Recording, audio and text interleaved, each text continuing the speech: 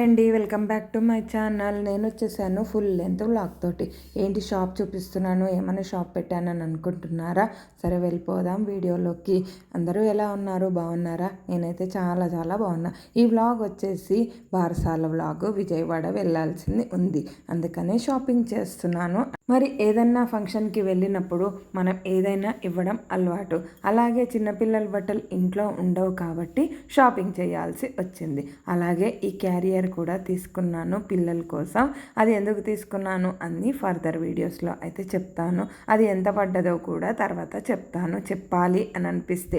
ఇప్పుడైతే 2 videos upload చేసేది ఉంది. ఫస్ట్ ఈ వీడియో అప్లోడ్ చేసేస్తున్నాను. ఇది వచ్చేసి బారసాల వీడియో. నేను విజయవాడకి అటెండ్ అయ్యాను. నేను ఈ మధ్య పోస్ట్ చేస్తున్నా కూడా నాకు పోస్ట్ అవ్వటం లేదు. మరి ఎందుకు పోస్ట్ అవ్వటం లేదో నాకు అర్థం కావట్లేదు. ఇదైతే తీసేసుకున్నాను. ఇంకొకటి, మరి ఇంత షాపింగ్ చేశాను కదా, ఒక 2-3 అవర్స్ అయితే పట్టింది. ఇక్కడ పునుగులు వేడివేడిగా వేస్తున్నారు, బజ్జీలు కూడా వేడివేడిగా వేస్తుంటే వాన పడుతున్నప్పుడు తినాలనిపించింది, తిన్నాను. మరి లాస్ట్ వరకు అయితే స్కిప్ చేయకండి. ఇప్పుడు వచ్చేసి ఇంట్లో పుణ్యవాచనము ఇంకా నూనెలో మొహం చూపించేది ఉంటుంది. తండ్రికి కానీ మేనమామ కానీ అలా నూనెలో మొహం చూస్తారు. ఇక్కడైతే తండ్రి నూనెలో మొహం చూపించింది కూడా నేను చూపించాను. లాస్ట్ వరకు స్కిప్ చేయకుండా చూడమన్నది, అందుకని. ఇప్పుడు వచ్చేసి మా చెల్లెలు, ఈమె 2వ చెల్లెలు విజయవాడలో ఉంటుంది. మా పిన్ని వాళ్ళ కూతురు. ఉండడం ప్రాపర్ వచ్చేసి పూణేలో ఉంటారు వీళ్ళు. ఇక్కడ డెలివరీ కోసం అయితే వచ్చింది మా చెల్లెలు. ఇప్పుడు నేను అటెండ్ అయింది 11th డే. ఒక్కొక్కరికి ఒక్కొక్క విధానం ఉంటుంది. ఎవరి ఇంటి ఆచారాలను బట్టి వాళ్ళు చేస్తూ ఉంటారు. ఇక్కడ మా ఆచారాన్ని ఇప్పుడు మేము చూపిస్తున్నాము. ఇప్పుడు పాప పుట్టింది కదా, పాపని ఇంకా తండ్రి చూడలేదు, అందుకనే నూనెలో మొహం చూపించడం. 11th డే అయిన తర్వాత పుణ్యవాచనం, వినాయకుడి పూజ అయితే కంపల్సరీగా ఏ పూజకైనా వినాయకుడిది పూజ కంపల్సరీగా చేస్తూ ఉంటారు. పుణ్యవాచనం కూడా ఎందుకు చేస్తారంటే ఈ 11 రోజుల కోసం శుద్ధి చేసుకోవడం.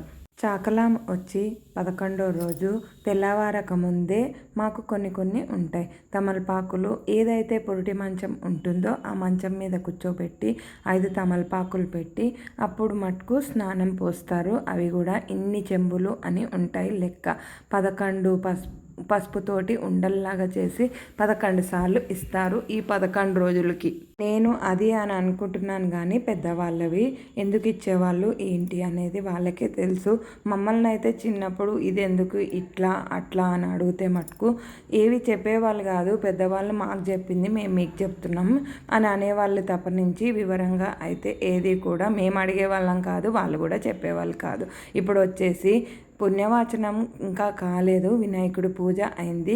వినాయకుడి పూజ తర్వాత నూనెలో మొహం చూపించడం. ఉప్పు వేశారు. ఉప్పు వేసిన తర్వాత రాగి ప్లేట్లో నూనె అయితే పోస్తే కనిపిస్తుందని చెప్పి ఇలా అడ్డు పెట్టి పిల్ల మొహం అయితే చూపిస్తున్నారు నూనెలో. కనిపించేంత వరకు ఏం చేస్తోంది, మొహం ఎలా ఉంది, జుట్టు ఉందా, ఇవన్నీ అడుగుతారు. ఇక్కడ పక్కన కూర్చున్నది మా తమ్ముడు. ఈ పిల్లకి వచ్చేసి మేనమామ అవుతాడు. ఇప్పుడు పట్టుకున్నది వచ్చేసి మా పిన్ని అన్నమాట, అమ్మమ్మ అవుతుంది. నాకు కాదు, ఎక్కడైతే పిల్లని నూనెలో చూపిస్తుందో ఆ పిల్లకి అమ్మమ్మ అవుతుంది. పక్కనే ఉన్నది తాతయ్య, నాకు బాబాయ్. ఇప్పుడు నూనెలో మొహం చూపిస్తూ ఉంటే కనపడట్లేదని చెప్పి లైట్ వేస్తున్నారు. లైట్ వేసి చూపిస్తున్నారు. జాతకంలో ఇలా చేయాలి అలా చేయాలి అని అందరికీ తెలుసో తెలియదో అని చెప్పి మేము ఎలా చేసామో ఇవన్నీ కూడా ఇలా చేస్తే పిల్లలు కానీ మనకు కానీ మంచి జరుగుతుంది అని చెప్పి. ఇలా ఎందుకు చేస్తారు అని అంటే పిల్లలు పెద్ద అయినాక ఇబ్బంది పడకూడదు. ఎల్లప్పుడూ కూడా తల్లిదండ్రులు కోరుకునేది అదే కదా, పిల్లలు బాగుండాలి, వాళ్ళు బాగుంటే మనం బాగుంటాము అని అనుకుంటారు. కాబట్టి ఇలా బారసాల రోజు అందరినీ పిలిచి, అంటే ముఖ్యమైన వాళ్ళందరినీ పిలిచి ఇలా బారసాలు అయితే చేసుకుంటారు. లేదు ఏ బారసాలకైనా సరే ముందు శివుడేగా, శివుడు ఆజ్ఞ లేనిదే చీమైనా పుట్టదు అని అంటారు కదా. అలాగే రుద్రాభిషేకం, మగపిల్లాడు పుట్టని ఆడపిల్ల పుట్టని అలా రుద్రాభిషేకం చేసుకుంటే చాలా మంచిది శివుడికి. ఇప్పుడు జరుగుతున్నది పుణ్యవాచనం. 3 చెంబులు తీసుకుంటారు. తమలపాకులు, పసుపు, కుంకుమ, అక్షంతలు, ఖర్జూరాలు, అక్షంతలు వేసుకుంటారు, ఒక్కలు కూడా వేస్తారు. తమలపాకులు కానీ లేదు మామిడి ఆకులు కానీ వేయడం ఆనవాయితీ.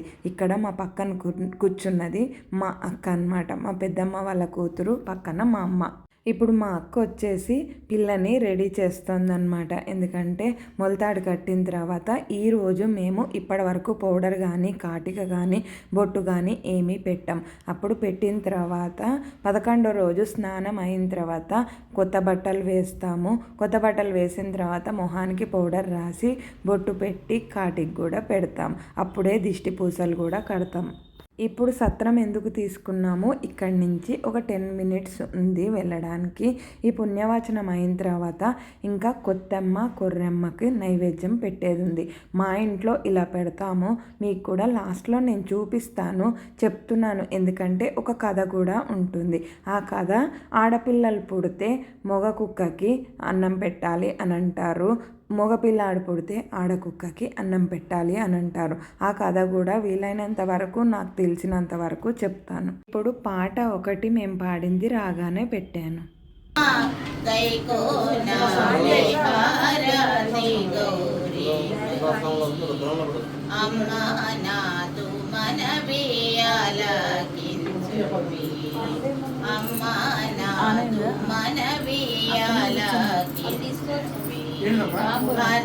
అర్ధనారీశ్వరి ప్రార్థనారీశ్వరి ప్రార్థనావినమౌమా గైకోన విహారతి గౌరీ గైకోన విహారతి గౌరీ. ఎప్పుడూ కూడా ఇలా పాట పాడటం శుభం, హారతి ఇవ్వడం కూడా శుభమే కదా. ముందుగా అయితే ఇలా 5గురం పట్టుకొని హారతిస్తూ ఒక పాట అయితే పాడేశాము. పాట పాడిన తర్వాత దేవుడికి హారతి చూపించి చేసుకున్న వాళ్ళకి కూడా పెద్దవాళ్ళు ఇలా హారతి అద్దటం కూడా మంచిదే. పేరేం పెట్టారో కూడా మీకు చెప్తాను, లాస్ట్ వరకు కూడా చూడండి. పెద్ద పాప పేరు వచ్చేసి హవ్యశ్రీ. పెద్ద పాపకి 2 ఏళ్ళు ఉన్నాయి. ఇప్పుడు మళ్ళీ వచ్చేసి చిన్న పాప పుట్టింది 11th డే ఈరోజు. 21వ రోజు కూడా ఉయ్యాల్లో వేసుకునే ఆనవాయితీ ఉంటుంది. కానీ ఉయ్యాల్లో వేయడం కూడా ఈరోజే పెట్టుకున్నారు మా పిన్ని వాళ్ళు. బావిలో చేద వేయడము, ఇంకా నడుముకి కట్టుకట్టడము, ఇవంతా బాలింతలకు చేసే కార్యక్రమాలు. ఉయ్యాల కార్యక్రమం అంతా కూడా సత్రంలో జరుగుతుంది భోజనాలు అయినాక. ఎందుకంటే తాంబూలాలు ఇచ్చుకొని పేరంటం చేసుకుంటారు కదా ఉయ్యాల్లో వేసిన తర్వాత. అందుకనే ఈ కార్యక్రమం అంతా సత్రంలో పెట్టుకున్నారు. ఒకళ్ళ తర్వాత ఒకళ్ళు వచ్చి దవదవ హారతులు అందరూ ఇచ్చేస్తే ఆ తర్వాత ఇంకొక కార్యక్రమం ఉంది. ఇప్పుడు సత్రంలో భోజనం అని చెప్పాను కదా, ఇప్పుడు వచ్చేసి నైవేద్యం పెట్టడానికి ఇంట్లో మేము కొత్తమ్మ కొర్రెమ్మకి తెలగపిండి నైవేద్యంగా పెడతాం. మా చెల్లెలే చేసింది. ఇంట్లో కొంచెం అన్నం వండి ఇంకా తెలగపిండి కూర బీరకాయతో చేస్తారు, ఉత్తిగా కూడా పొడి కూరలాగా కూడా చేస్తారు. ఇక్కడ అందరం హారతి ఇచ్చిన తర్వాత నైవేద్యం పెట్టుకొని సత్రానికైతే వెళ్ళేది ఉంది. ఆ కార్యక్రమం మేము చూసుకుంటామని చెప్పి ముందుగా అయితే వెళ్ళాల్సిన వాళ్ళందరము కూడా రెడీ అయ్యి వెళ్ళిపోతున్నారు. వెళ్ళాల్సింది ముందే ఇంకా మేము పిల్లని కూడా రెడీ చేస్తున్నాము. అక్కడ మా అక్క రెడీ చేస్తుంది పాపని, చిన్న పాపని. ఇప్పటి వరకు కూడా కొత్త బట్టలు వేసుకోము. ఆ వేసి ఇంకా సత్రానికి వెళ్ళిన తర్వాత అక్కడ కూర్చొని రుద్రాభిషేకం అయిన తర్వాత అప్పుడు నామకరణం ఉంది. నేను ఇంకా అక్కడ ఏమైతే షూట్ చేయలేదు. ఇప్పుడు వచ్చేసి చేతికి దిష్టి పూసలు కడుతుంది. ఇప్పుడు వచ్చేసి ఇలా గోడకి పసుపు రాసి బొట్లు అయితే పెడతాం. ఒకటి వెంకటేశ్వర స్వామి నామం లాగా, ఇంకొకటి వచ్చేసి 3 నామాలు పెట్టి పైన కింద బొట్టు పెట్టుకోవటం. ఒక కత్తికి పొద్దున్న స్నానం చేసేటప్పుడే వేపాకు కొమ్మలు ఇలా కట్టి దేవుడి దగ్గర అమ్మవారి స్వరూపంగా అక్కడ పెడతాం.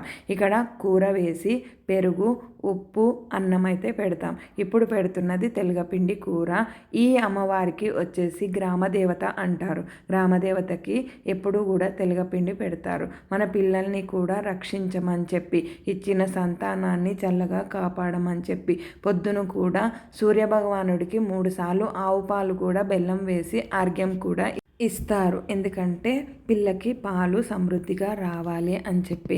ఇప్పుడు నైవేద్యం పెడుతున్నది కూడా నేను ఒకటేమో చాకలామెకి ఇస్తారు, రెండోదేమో ఎవరైతే బాలింత ఉన్నారో వాళ్ళు తింటారు, మూడోది వచ్చేసి కుక్కకి పెడతారు. కుక్కకి ఆడపిల్ల పుట్టింది కాబట్టి మగ కుక్కకి పెట్టాలని చెప్పాను కదా, మగ కుక్కకి పెడతారు. మగ పిల్లాడు పుడితే ఆడకుక్కకి నైవేద్యంగా పెడతారు. ఇదైతే నైవేద్యం పెట్టిన తర్వాత ఇప్పుడు పెడుతున్నది ఒక కథ సంకల్పం చెప్పుకొని అప్పుడు అమ్మవారికి నైవేద్యం చూపించాలి.